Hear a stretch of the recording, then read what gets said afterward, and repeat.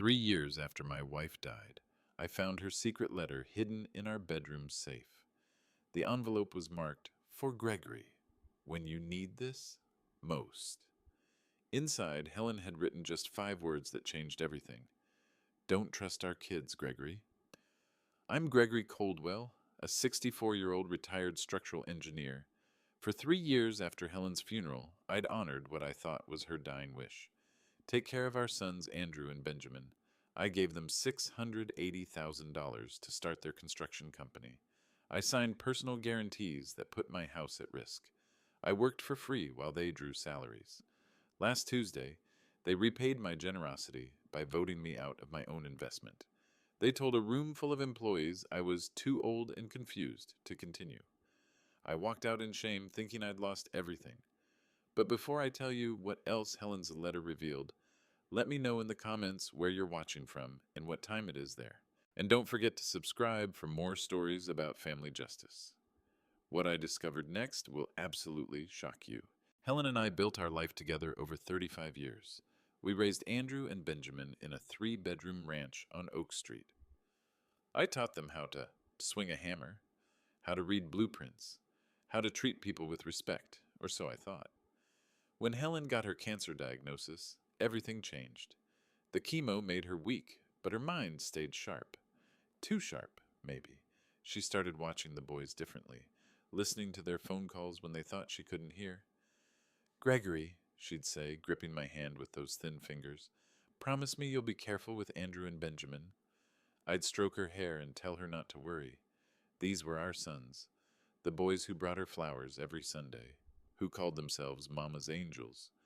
But Helen kept insisting, even during her final weeks, when the morphine should have made her forget everything else. "They're planning something," she whispered one night. "I can see it in their eyes." I thought it was the medication talking. Grief does terrible things to a person's mind, and I was already grieving while she was still breathing. After the funeral, I made that promise real. I would take care of our boys. I would make sure Helen's legacy lived on through their success. I thought giving them everything would honor Helen's memory. The first warning sign came just 3 months later. Beat 3, 240 words. Andrew showed up at my door with a business plan and a smile. 28 pages of charts and projections for something called Meridian Construction, LLC. "Dad, this is our chance," he said, spreading the documents across my kitchen table. "Benjamin and I want to start our own company. We need an experienced engineer to guide us." The numbers looked good. The market research seemed solid, and I had 40 years of construction experience they could use, but it was the amount that made my chest tight. 200,000? I asked, running my finger along the investment line. "That's most of my retirement savings, Andrew." "Think of it as an investment in our future," he said. "Mom would want us to work together. She'd want you to believe in us." Benjamin nodded from the doorway. "We'll pay you back with interest, Dad. This is guaranteed money." The guilt hit like a punch to the stomach. Here were my boys, asking for help to build something meaningful. Helen had always said I was too cautious with money, so I signed the papers. $200,000 transferred from my savings account to their new business checking account. As I handed over the bank draft, I remembered Helen's voice warning me. Every check I wrote, I heard Helen's voice warning me. But I pushed those thoughts away. This was family. Beat 4, 240 words. 6 months later, Benjamin joined the company, which meant another small investment. "We need equal partnerships, Dad," Benjamin explained during Sunday dinner. "Andrew can't have a bigger stake than me just because he came up with the idea first." "How much?" I asked, though I already knew the answer would hurt. "Another 150,000, Andrew said casually, like he was asking for salt. "It's only fair." Jessica, Andrew's wife, jumped in. "Plus, we'll need someone to guarantee the equipment loans. Banks require personal guarantees for new businesses." I felt my throat go dry. "Personal guarantees mean my house." "Just a formality," Benjamin assured me. "The business is growing. We'll never need to use the guarantees." Amanda, Benjamin's wife, smiled sweetly. "Think of all the memories we're making together. Mom would be so proud." They had an answer for everything. a reason why each new expense was actually an investment, a way to make every dollar sound like wisdom. I signed the loan guarantees. I watched them buy trucks and tools and office furniture. I pretended not to notice that I was the only one putting money in while everyone else was taking salaries out. But I noticed, and late at night, when the house felt too empty without Helen, I started keeping track of every dollar. That's when I started noticing how they looked at me differently. Beat 5, 250, 250 words. The company grew, but my role seemed to shrink. I'd arrive at the office to find meetings already started without me. Financial reports that used to cross my desk now went straight to Andrew and Benjamin. We don't want to burden you with day-to-day operations, Andrew explained when I asked about a major contract I'd never seen. You're supposed to be enjoying retirement. But I wasn't retired. I was a partner. I had invested everything I owned into making their dream real. Dad, you're being paranoid, Benjamin said when I questioned a credit card statement. Those expenses are all legitimate business costs. I looked at the charges. Vacation rentals in Hawaii, designer clothes, restaurant bills for $300. Since when do we conduct business in five-star steakhouses? I asked. Jessica laughed. That's how modern business works, Mr. Coldwell. You have to spend money to make money. Mr. Coldwell, not Dad, not Gregory, like I was a stranger. The paperwork kept flowing across my kitchen table. New equipment purchases, office expansions, employee bonuses for people I'd never met, and every time they needed my signature, my guarantee, my house as collateral. One more investment, Andrew promised as I signed papers for a $300,000 expansion loan. This puts us over the top. I watched the pen shake in my hand as I wrote my name. Every signature I made felt like signing my life away. Beboyd. Beat 6, 250, 250 words. I started arriving at the office earlier, hoping to catch up on what I was missing. That's when I saw the email on Andrew's computer screen. Phase out the old man gradually. Don't make it obvious. My blood turned to ice water. I stood in the doorway, reading words that cut deeper than any blade. He's getting suspicious about the expenses. We need to limit his access to financial records. Benjamin's response was worse. Agreed. He served his purpose. Time to move on. I backed away from the computer, my hands shaking. These weren't strangers discussing a business acquisition. These were my sons, talking about me like I was a problem to be solved. The rest of the morning passed in a fog. I sat at my desk, pretending to review blueprints while my mind raced. How long had they been planning this? How long had I been nothing more than a bank account with legs? During lunch, I overheard Jessica on the phone with someone. Gregory's investment gave us the credibility we needed with other investors, but now he's just dead weight. Dead weight. The man who'd raised them, fed them, taught them everything they knew about construction and integrity and hard work. I built this company but felt like a stranger in my own investment. That afternoon, I called my attorney. It was time to review exactly what I'd signed. Beat 7, 245, 245 words. The legal review was worse than I'd feared. My lawyer, Robert Chen, spread the documents across his conference table like evidence at a crime scene. Gregory, you've essentially given them control while keeping all the liability, he said, adjusting his glasses. These personal guarantees put your home, your pension, everything at risk. But I own 35% of the company, I said. That has to count for something. Robert shook his head. 35% with no voting rights on major decisions. They structured this so you're an investor, not a partner. The room felt like it was spinning. What does that mean? It means they can run the company into the ground, and you'll still owe every penny of debt they've accumulated. I thought about the Hawaii vacations, the expensive dinners, the salaries they paid themselves while I worked for free. What are my options?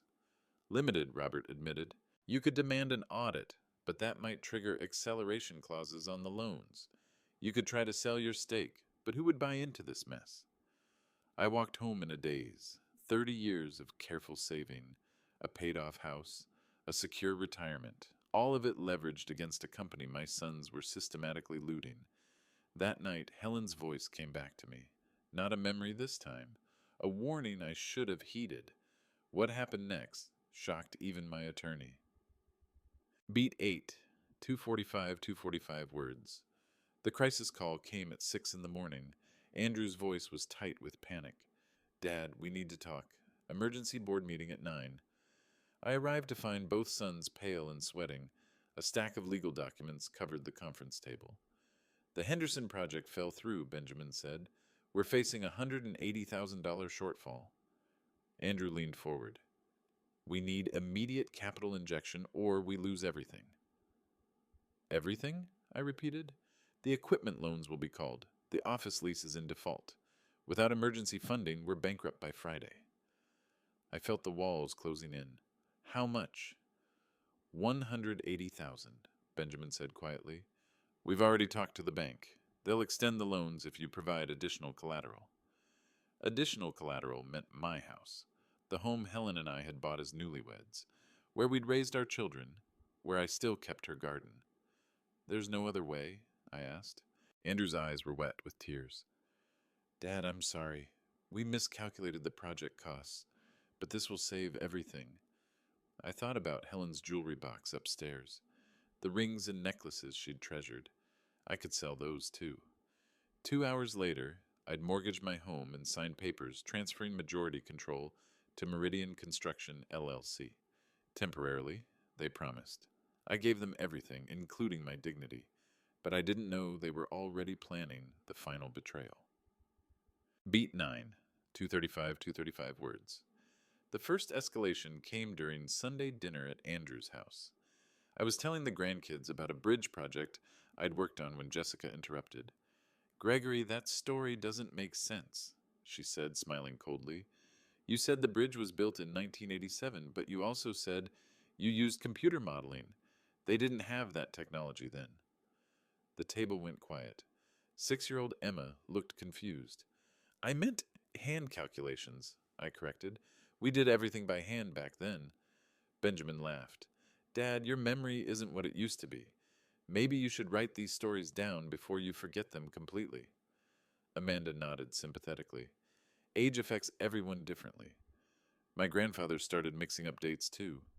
I felt heat rising in my chest. My memory's fine. Of course it is, Andrew said in that patronizing tone people use with children. We're just saying it's normal to get confused sometimes.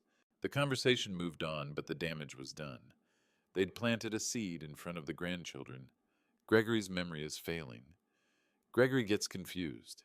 After dinner, I heard Jessica whisper to Andrew, You need to start documenting these episodes for legal purposes. Legal purposes. They were building a case against my mental competency.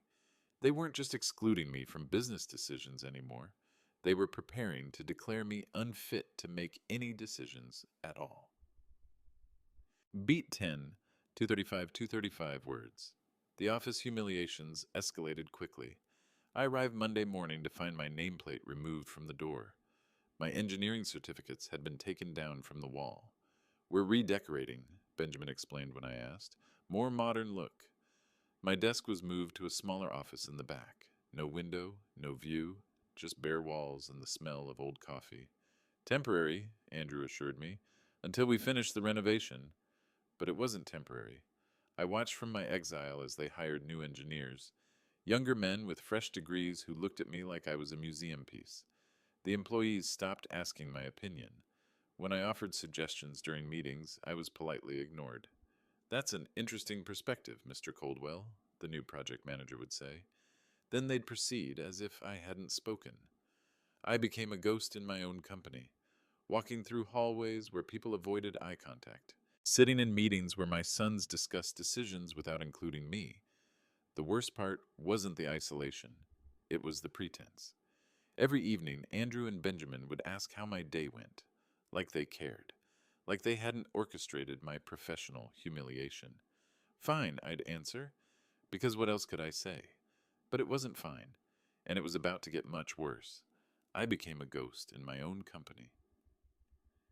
Beat 11, 235 words. The gaslighting reached new levels when I confronted them about the financial irregularities I'd discovered. Dad, you're being paranoid, Andrew said, not even looking up from his computer. Everything's documented properly. I placed the credit card statements on his desk. These charges aren't business expenses. Hawaii vacation rental? Designer shopping in Manhattan? Benjamin appeared in the doorway like they'd rehearsed this moment. Dad, those were client entertainment expenses. That's how business works now. Client entertainment that cost $18,000? You're fixated on minor details, Andrew said. It's becoming concerning. There was that word again. Concerning. Like I was a problem to be managed. Minor details? My voice was rising. I've invested everything I own in this company, and you're treating me like. Like what? Benjamin challenged. Like a valued investor who's letting stress affect his judgment? They exchanged a look. The same look they'd shared as children when they'd broken something and were deciding which lie to tell. Dad, Mom's death was traumatic, Andrew said gently. Maybe you should talk to someone. Grief can manifest in paranoid thinking. Paranoid. Now my legitimate concerns were symptoms of mental illness. We're protecting you from stress, Benjamin added. That's what family does. They weren't just coordinating their responses anymore. They were painting me as mentally unstable. Beat 12, 235 to 35 words. The truth hit me like a sledgehammer when I overheard Benjamin on the phone with someone I didn't recognize. Once we get full control, we're looking at a 7-figure sale to Morrison Development, he was saying. Dad doesn't know about the buyer interest yet. I pressed myself against the wall outside his office, heart hammering against my ribs. The old man will fight it, but we have documentation of his declining mental state. Jessica's been keeping notes. Notes. They'd been documenting my supposed decline for months. The personal expenses? Benjamin laughed. He'll never prove those weren't legitimate. By the time any investigation happens, we'll have cashed out. I crept closer to the door, barely breathing. Morrison wants the client list and the municipal contracts. They don't care about keeping the employees. Clean slate operation. My legs felt weak. They weren't just planning to remove me. They were planning to sell everything. Destroy the company I'd built. Fire the people who depended on those jobs. Timeline is 6 months max, Benjamin continued. Once Dad's declared incompetent, we have free rein. Incompetent. The word burned in my throat. I backed away from the door, my hands shaking uncontrollably. They weren't just excluding me, they were erasing me. And they'd been planning this betrayal since the day I signed the first check. Beat 13, 230 words. The official shareholder meeting notice arrived by certified mail on a Wednesday. Formal letterhead. Legal language about operational restructuring and fiscal responsibility. I read it 3 times before the words sank in. Pursuant to concerns regarding decision-making capacity of minority shareholder Gregory Coldwell. My hands were shaking so badly I almost dropped the paper. The meeting was scheduled for Friday at 2 p.m. All employees and legal counsel would be present to witness proceedings. Witness proceedings. Like I was being put on trial. I called Andrew immediately. What is this about? Dad, we need to talk. His voice was different, colder. The company is at a critical juncture. What does that mean? It means we can't afford to have decision-making compromised by emotional or irrational thinking. Irrational thinking. They'd already decided I was mentally unfit. I hung up and stared at the notice. The language was careful. Legal. Designed to protect them from any challenges I might make later. I thought about calling my attorney, but what could he do? I'd signed away most of my rights months ago. That night I sat in Helen's chair and looked at her photograph on the mantel. You tried to warn me, I whispered to her image. I should have listened. What weapons does a man have when his own family declares war against him? Beat 14, 300 words.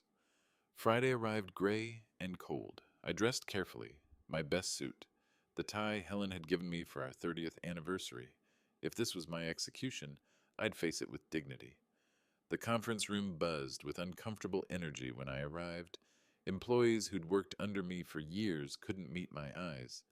Andrew and Benjamin sat at the head of the table in matching navy suits, like they were attending a corporate merger instead of destroying their father.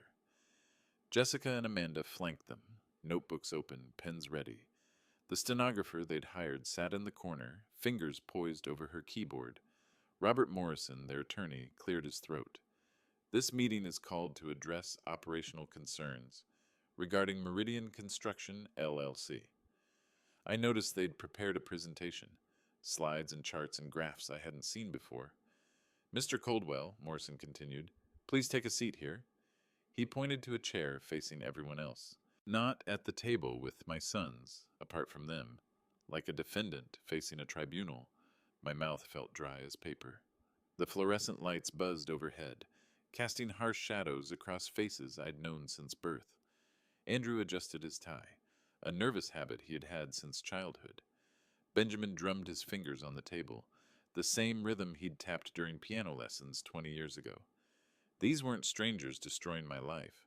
These were my boys, the children I'd taught to ride bicycles and throw baseballs and treat people with respect. The irony burned in my chest.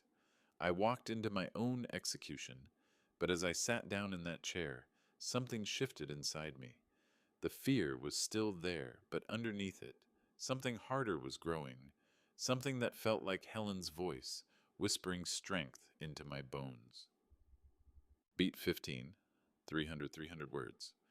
Andrew clicked to the first slide. We've called this meeting to address concerning patterns in Dad's decision-making over the past several months. The slide showed a timeline, financial irregularities in bold letters across the top. These documented incidents, Benjamin continued, demonstrate declining judgment that poses risks to company operations and employee security. They'd made a PowerPoint presentation about my supposed mental decline, color-coded charts showing dates when I'd allegedly made irrational decisions. May 15th, subject questioned legitimate business expenses without cause. Andrew read from his notes, like a prosecutor presenting evidence. May 22nd, subject displayed paranoid behavior regarding employee interactions. June 3rd, subject became agitated during routine financial discussion. I listened to them dissect my character with clinical precision. Every moment of frustration I'd shown, every question I'd raised about their spending, every instance where I'd tried to understand what was happening to my investment, all of it twisted into evidence of mental incompetence. The employees shifted uncomfortably in their seats. Some studied their hands, others stared at the wall behind me. Given these concerns, Andrew concluded, we believe it's in Dad's best interest and the company's best interest for him to step away from all operational roles. Morrison nodded gravely. For Mr. Coldwell's own protection, of course. We'll provide him with a comfortable retirement stipend, Benjamin added generously. Full medical coverage. He'll be well taken care of. The vote was taken quickly. Hands raised around the table like they were choosing lunch options instead of destroying a man's life. Motion carries unanimously, Morrison announced. Gregory Coldwell is hereby removed from all operational oversight of Meridian Construction, LLC. In front of everyone I'd worked beside for 3 years, my sons voted me out like I was nothing more than a failed piece of equipment. I sat there, watching them shake hands, and smile while my world crumbled into ash. Beat 16, 300 words. I didn't argue, I didn't plead, I didn't give them the satisfaction of seeing me break down in front of people who'd once respected me. I understand, I said quietly. You've made your choice. The room was dead silent. I could hear the air conditioning cycling on, the distant sound of traffic outside, someone's stomach gurgling nervously. I stood up slowly, my legs steadier than I'd expected.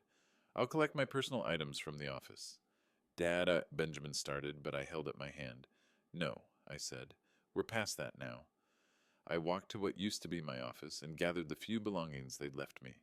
A coffee mug Helen had given me, a small framed photo of our wedding day, my old calculator that still worked better than any computer. The hallway felt longer walking out than it had walking in. I passed the employees' desks, their heads bowed like mourners at a funeral. When I reached the front door, I turned back one last time. Andrew and Benjamin were watching from the conference room doorway.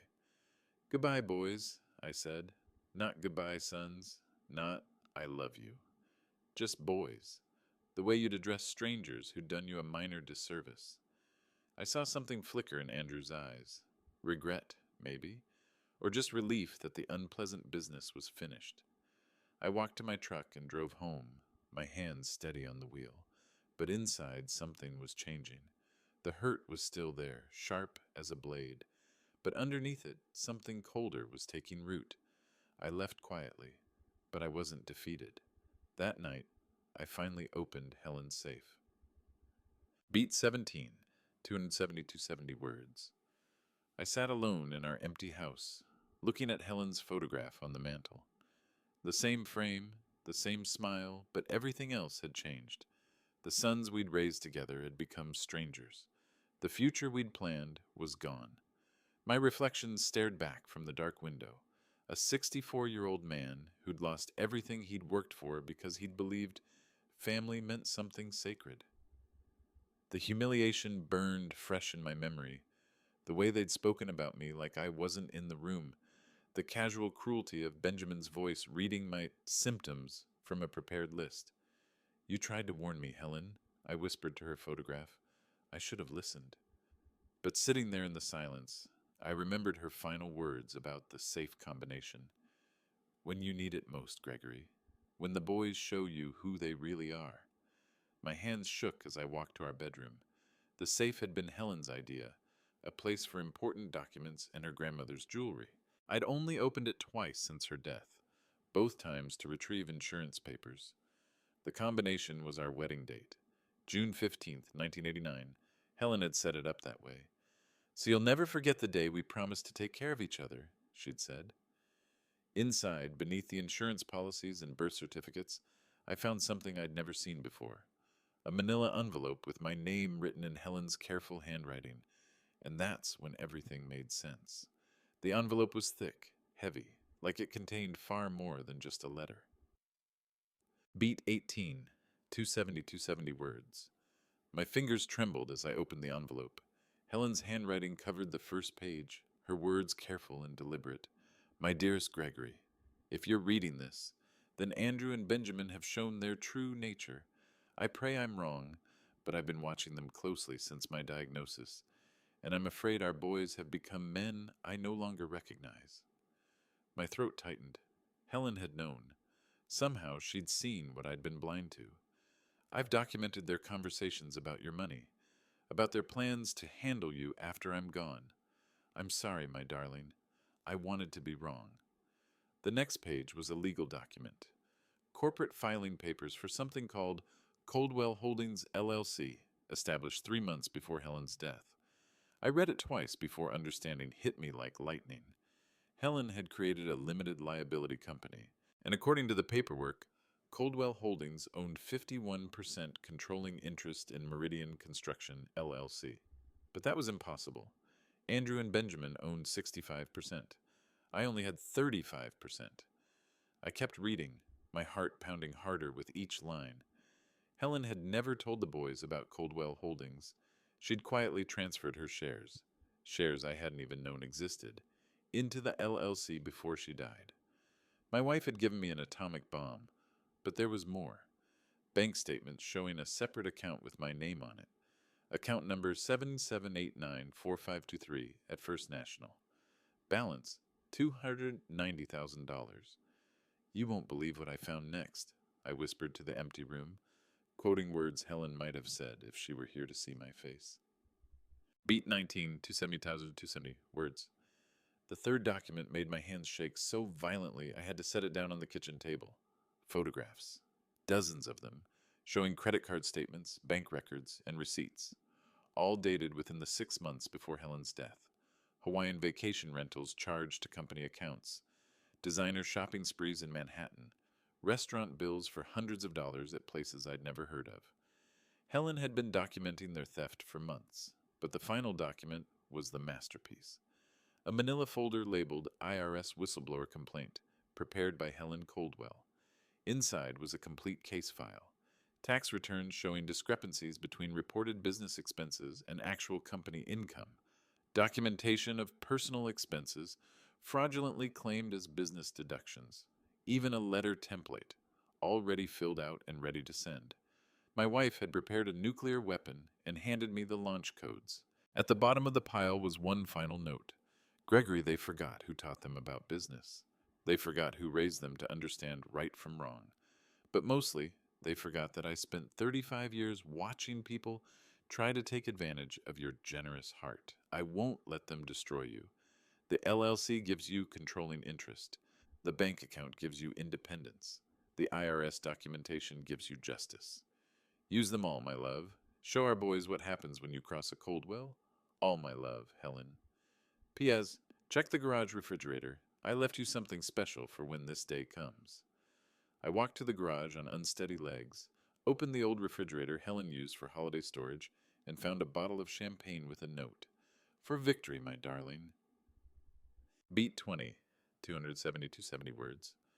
Monday morning, I called Meridian Construction at exactly 9 a.m. Andrew Coldwell's office, Jessica answered in her professionally sweet voice. This is Gregory Coldwell. I need to schedule an emergency board meeting for this afternoon. A pause. I'm sorry, Mr. Coldwell, but you're no longer authorized to check the corporate filing for Coldwell Holdings, LLC, I interrupted. Then tell Andrew and Benjamin they have 30 minutes to comply with my request. I hung up before she could respond. 22 minutes later, my phone rang. Dad, what the hell is Coldwell Holdings? Andrew's voice was tight with panic. Emergency board meeting, I repeated. 2 o'clock. All shareholders present. Dad, you can't just... I can and I will, unless you'd prefer to discuss this matter with the IRS first. The silence stretched so long I thought the call had dropped. We'll be there, Andrew finally said. I arrived at the office at 1:55 p.m., carrying a briefcase Helen had bought me for my 50th birthday. Inside were the LLC documents, the bank statements, and copies of everything Helen had prepared. Andrew and Benjamin were already seated in the conference room, their faces pale. Morrison sat beside them, a stack of legal books open in front of him. Gentlemen, I said, taking my seat at the head of the table, we need to discuss some irregularities in corporate structure. I placed the first document on the table, the LLC filing papers. What happened next shocked everyone, I said, watching their expressions crumble as they read at Helen's signature on the bottom line, including me. Beat 21, 270 words. This is impossible, Benjamin whispered, staring at the LLC documents. You only own 35% of Meridian. Actually, I said, opening my briefcase wider, Coldwell Holdings LLC owns 51% controlling interest. Helen transferred the shares before she died. Morrison grabbed the papers, his professional composure cracking. These filings are dated 8 months ago. Why wasn't this disclosed? Because my wife was very thorough about protecting family interests, I replied. Andrew's hands were shaking. Dad, this is some kind of mistake. Mom never mentioned. Your mother mentioned a lot of things you chose not to hear, I interrupted. But that's not why we're here. I placed the second stack of documents on the table. Credit card statements, bank records, expense reports. We're here to discuss the $89,200 in personal expenses you've charged to company accounts over the past 18 months. The color drained from Benjamin's face.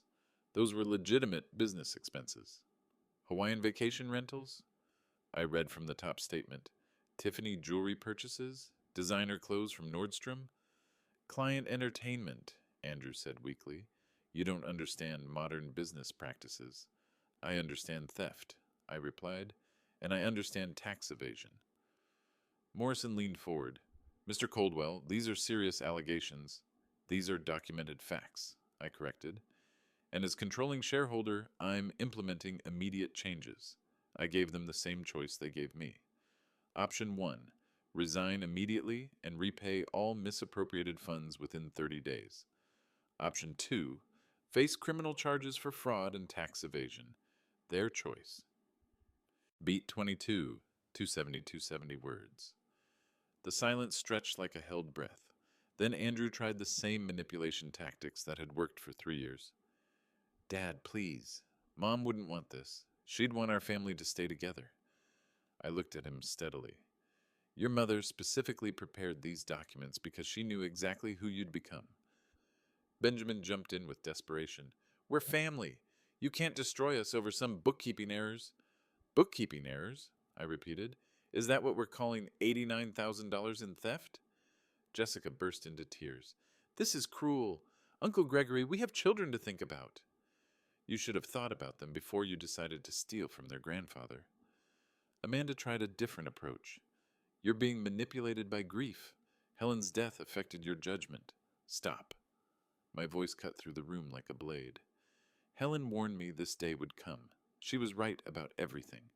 I opened Helen's letter and read aloud. They will try to make you feel guilty. They will claim family loyalty while showing you none. They will say you're confused, paranoid, mentally unfit. Don't let them gaslight you, Gregory. You know who they really are now. Andrew's face went white. She wrote that? Before she died? Your mother spent her final months watching you plan my destruction, I said. She documented every conversation, every scheme, every lie you told yourselves about taking care of me while you robbed me blind. Benjamin slumped in his chair.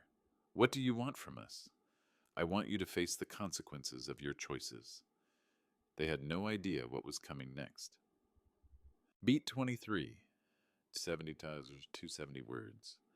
I reached for my phone and dialed a number I'd memorized that morning. IRS whistleblower hotline, a woman's voice answered. This is Gregory Coldwell. I need to report systematic tax fraud and elder financial abuse. Dad, no! Andrew lunged for the phone, but I held up my other hand. Case number 47 WB8834, I continued calmly. I'm submitting documented evidence of business expense fraud totaling $89,200. Sir, we'll need you to file the formal complaint. Already prepared, I said.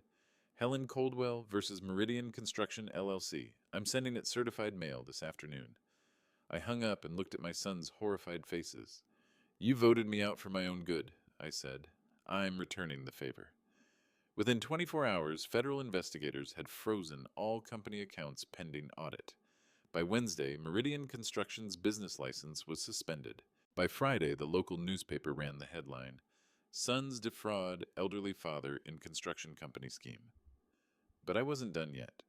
The LLC documents gave me authority to liquidate company assets. I sold every truck, every piece of equipment, every office chair and computer. The proceeds went directly to paying off the loans I'd personally guaranteed. My house was safe. My credit was protected. What was left over, $420,000, I donated to the Elder Financial Abuse Prevention Foundation. I didn't just take back my company, I ended it. And I made sure Andrew and Benjamin would face personal liability for every remaining debt.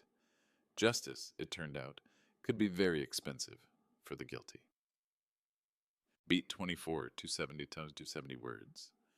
The personal consequences came swiftly. Without company income, Andrew couldn't make his mortgage payments. The bank foreclosed on his 4-bedroom colonial within 60 days. Benjamin's marriage imploded when Amanda discovered their joint savings account had been emptied to cover business debts. She filed for divorce and moved back to her mother's house with the children. But the criminal charges were what really destroyed them. The IRS audit revealed a pattern of tax evasion spanning 3 years. Personal vacations claimed as business trips. Designer clothing written off as professional uniforms. Even their children's private school tuition disguised as employee training expenses. Andrew was sentenced to 18 months in federal prison. Benjamin received 12 months plus 2 years probation. Their professional licenses were revoked. Their names appeared on public databases of convicted white-collar criminals. Future employers would see those records forever. The grandchildren stopped calling me Grandpa, started referring to me as the man who sent Daddy to jail. That hurt, but not as much as I'd expected. During the sentencing hearing, I sat in the back row and watched my sons, in orange jumpsuits, pleading for mercy from a judge who'd seen their type before. Your Honor, Andrew said, our father manipulated us into this situation. Even facing prison, they couldn't take responsibility for their choices. The judge wasn't impressed.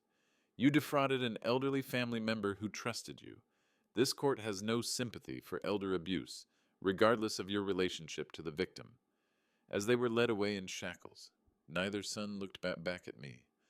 I felt lighter walking out of that courtroom than I had in years. Beat 25, 240 words.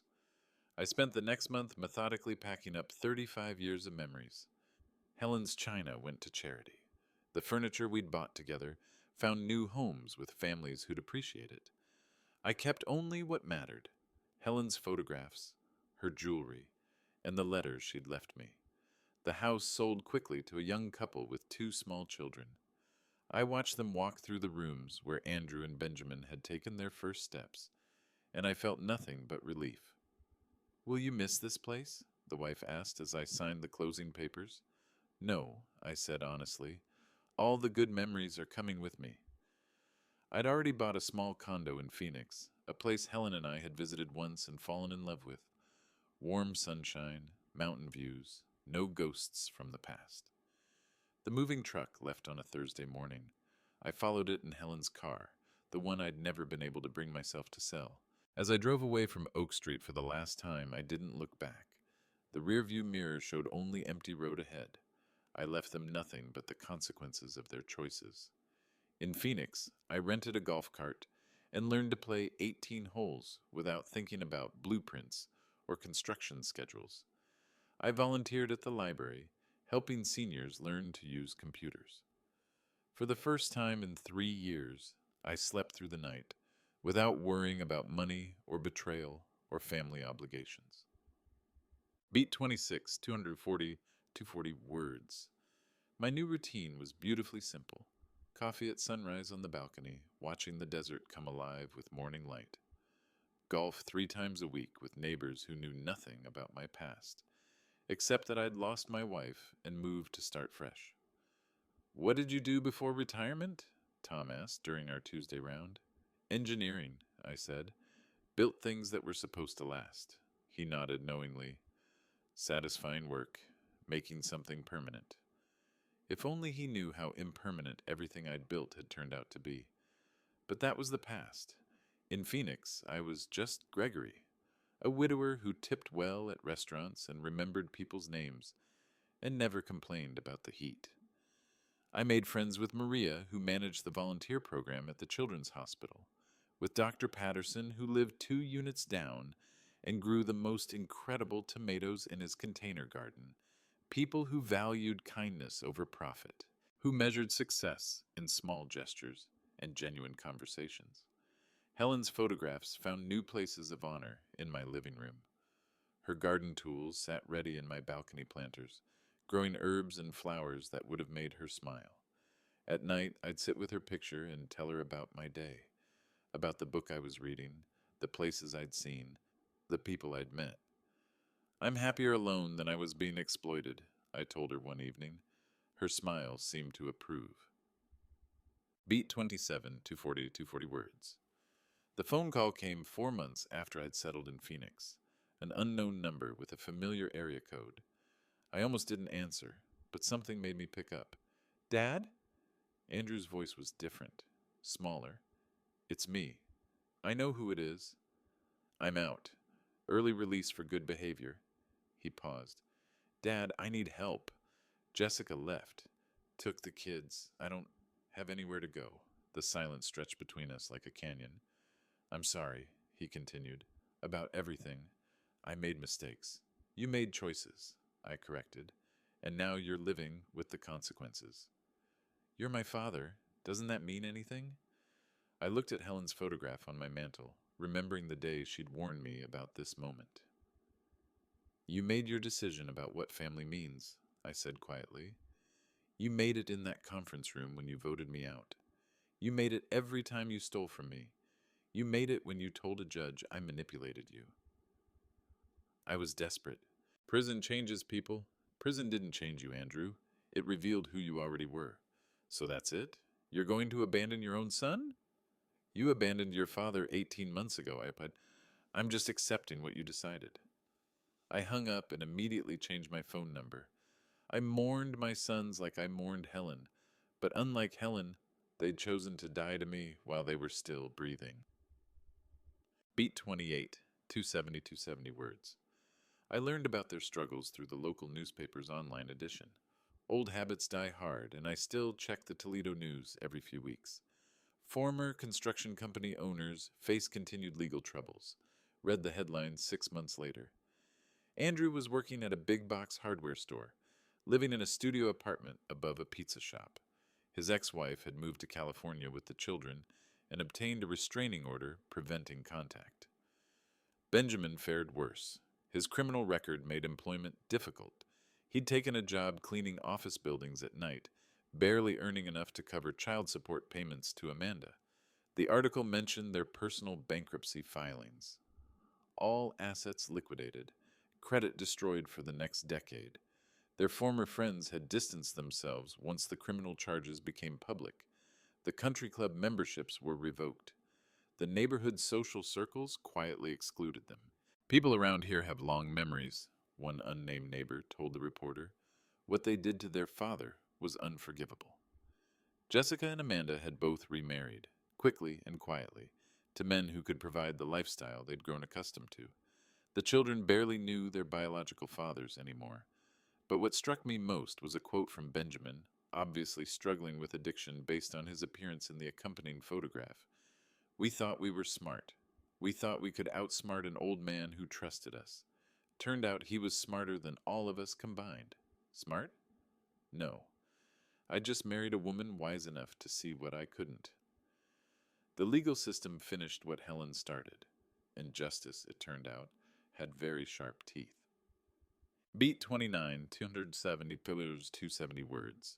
The IRS audit expanded into a full criminal investigation that revealed even more extensive fraud. The boys had been running multiple schemes I'd never discovered. Phantom employees who existed only on paper, but received paychecks that went into Andrew and Benjamin's personal accounts. Equipment purchases that were immediately resold for cash, with the proceeds disappearing into offshore accounts Jessica had helped them establish. Even a life insurance policy they'd taken out on me without my knowledge, with themselves as beneficiaries. The additional charges added years to their sentences. Andrew received another 18 months for wire fraud. Benjamin got an extra year for money laundering, but it was the civil penalties that really crushed them. The IRS seized everything: cars, jewelry, bank accounts, even their children's college funds. Total financial obligations exceed $400,000, the revenue officer told the court during the asset forfeiture hearing. $400,000 they'd never be able to pay. Debt that would follow them for the rest of their lives. Their mugshots appeared in the FBI's white-collar crime database. Their names became case studies in elder financial abuse training programs. Local law enforcement used their story as a cautionary tale during community education seminars. "This is what happens when family members exploit trust," Detective Morrison explained to a room full of concerned seniors. "The Coldwell case shows that blood relations don't protect criminals from consequences." The community had chosen sides, and they'd chosen mine. Even people who'd never met me understood that what my sons had done crossed a line no decent person would cross. Public opinion can be its own form of justice. Beat 30, 270 words. The newspaper ran a follow-up story 2 years later. Local elder abuse case results in federal legislation. My case had become part of a congressional hearing on protecting seniors from financial exploitation by family members. The Coldwell family situation demonstrates why we need stronger federal penalties for relative-based elder abuse, Senator Richardson announced during the hearing. Helen would have been proud. Her careful documentation had helped create laws protecting other seniors from the same betrayal I'd experienced. But the most satisfying justice was the quieter kind. Andrew's attempts to find decent employment continued to fail. Background checks revealed his federal conviction within days of any job application. Benjamin's addiction worsened. He'd been arrested twice more, once for public intoxication, once for attempting to cash stolen checks. Their children grew up knowing their fathers were criminals who'd stolen from their grandfather. The shame followed them through school, through college applications, through job interviews where their last name triggered uncomfortable questions. "Did anyone in your family try to contact you?" Dr. Patterson asked during one of our evening conversations. "Once," I said. "Andrew called asking for money." "What did you tell him?" "I told him he'd made his choice about what family means." Dr. Patterson nodded thoughtfully. Some people never learn that actions have consequences. Some people learn too late. I'd stopped checking the Toledo news, stopped wondering about their struggles or their regrets. They'd made their beds with lies and greed and betrayal. Now they could sleep in them. Some people never learn, but I'd learned something valuable. Dignity isn't something people can take from you. It's something you choose to keep. Beat 31, 270 words. The letter arrived 3 years after I'd moved to Phoenix. Prison stationery with Andrew's careful handwriting across the front. I almost threw it away unopened, but curiosity won. Dear Dad, it began, I know you probably don't want to hear from me, but I had to try. The letter was 4 pages of carefully crafted apologies and explanations. Prison therapy programs, addiction counseling, deep regrets about poor decisions and bad influences. I've learned so much about myself, he wrote, about the mistakes I made and the pain I caused. I know now that I was sick, addicted to easy money and the lifestyle it provided. Sick, like theft and betrayal were medical conditions instead of moral choices. Benjamin is struggling more than I am, the letter continued. He asks about you sometimes, wonders if you ever think about us. The final paragraph was the real purpose behind his careful words. I know I don't deserve forgiveness, but I'm hoping we might find a way to rebuild our relationship. I understand if you need time, but Dad, I also need help. Just temporary assistance until I get back on my feet. Maybe a small loan for a security deposit on an apartment? I promise I'll pay you back. Even from prison, he was still trying to manipulate me, still trying to extract money through manufactured emotion and false promises. I walked to my fireplace and dropped the letter into the flames. Some people never learn, I said to Helen's photograph, as the paper curled and blackened. I didn't respond. I didn't acknowledge. I didn't give him the satisfaction of knowing I'd read his pathetic attempt at reconciliation. Some relationships don't survive betrayal. Beat 32, 280 pounds, 280 words. 6 months later, I found the second letter while organizing Helen's personal effects. It had been tucked inside her jewelry box, behind the velvet lining where she kept her grandmother's pearl earrings. The envelope was addressed in her handwriting. For Gregory, after justice is done. My hands trembled as I opened it. Helen's words, written during her final week of life. My darling, if you're reading this, then you've discovered the truth about our boys and taken the actions necessary to protect yourself. I pray it didn't hurt too much, but I know it did. Betrayal by children cuts deeper than any other wound. I want you to know that what they did was not your failure as a father. We raised them with love and values and clear boundaries. They chose to abandon those lessons in favor of greed and selfishness. You gave them every opportunity to choose differently. You offered them partnership, respect, and unconditional love. They chose exploitation instead. Do not carry guilt for their choices. Do not second-guess your responses. What you did was not revenge, it was justice. There is a difference, and that difference matters. But mostly, my love, I want you to know how proud I am. Proud that you found the strength to stand up for yourself. Proud that you chose dignity over family harmony. Proud that you showed them and yourself that being kind does not mean being weak. Live your life for us now, Gregory, not for their approval or forgiveness or reconciliation. They forfeited their claim to your heart when they decided you were worth more as a victim than as a father. You are free to be happy. Please choose happiness. All my love, always and forever, Helen. But Helen wasn't done protecting me. There was a postscript that made me gasp. P.S. Check account 77894523 again. I left you one final gift. Beat 33, 285, 285 words. I called First National Bank immediately, my heart racing as I explained who I was and provided the account number. Mr. Coldwell, the banker said after confirming my identity, I see you haven't accessed this account in over 3 years. What's the current balance? $847,612.38. The phone nearly slipped from my shaking fingers. That's not possible. The account had 290,000. Sir, this account has been earning compound interest, and there have been quarterly deposits for the past 6 years. Would you like me to send you the statement history? 6 years. Helen had been planning this protection since long before her cancer diagnosis. The statements arrived by courier the next day. Every quarter for 6 years, Helen had transferred money from accounts I'd never known existed. Money from her part-time work as a bookkeeper for small businesses. Money from investments she'd made without telling me. Money she'd saved specifically to ensure I'd never be financially vulnerable to anyone, including our own children. At the bottom of the final statement was a note in Helen's handwriting.